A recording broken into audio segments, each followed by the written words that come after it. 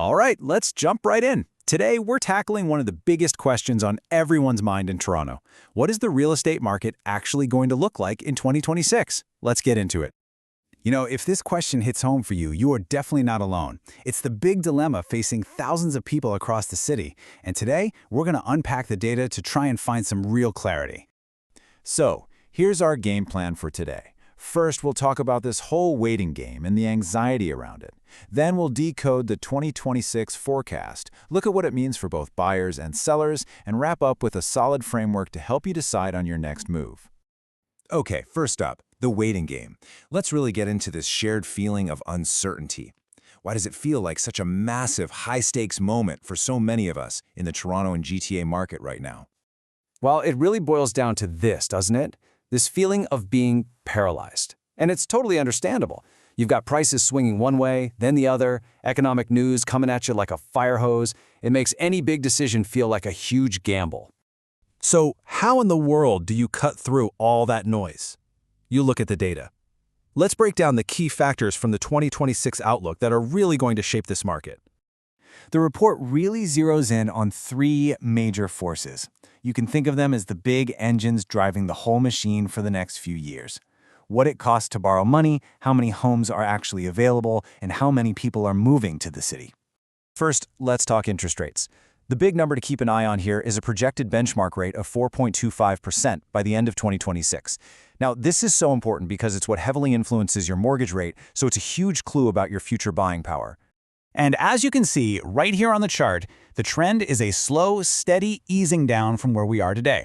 It's not some dramatic cliff dive, but it's a consistent downward slope, and that is a really good sign for affordability down the line. But, you know, the cost of borrowing is just one piece of the puzzle. Let's shift to our second big factor, supply. The outlook is showing a pretty clear increase in the number of homes for sale, mostly because these massive development projects that have been in the works for years are finally crossing the finish line. Now, this is where it gets really interesting. Just look at the breakdown of all this new inventory. A whopping 55% of it is going to be condos. This is a huge deal. It means way more options for first-time buyers and investors, but it also signals this long-term shift towards denser, more vertical living in the city. And of course, we can't forget about government policy. As you see on this timeline, there are some key changes coming. In 2024, new zoning bylaws are aiming to increase density. That's the city pushing to build up, not just out. And then you have things like updates to incentives for first-time buyers and tax rebates that could put more money right back into your pocket. Okay, so we've got the data on rates, supply, and policy. Let's put it all together. What does this future market actually feel like if you're out there trying to buy a home? For buyers, it's really a mixed bag, but there are some clear positives.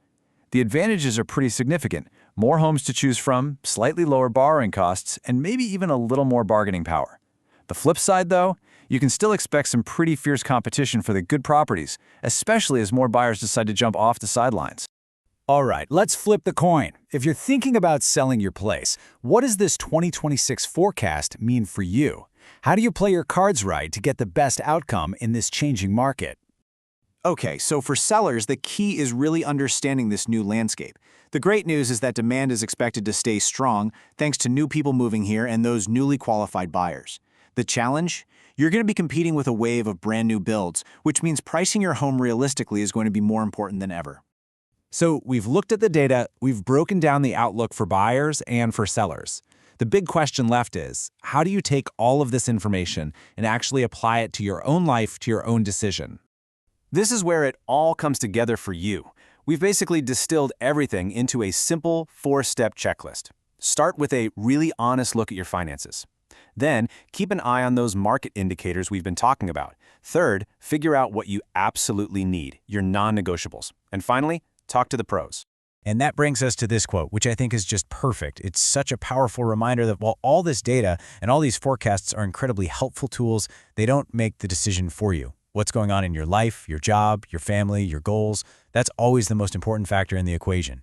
Because ultimately, after all the number crunching and analysis, it really does just come down to you.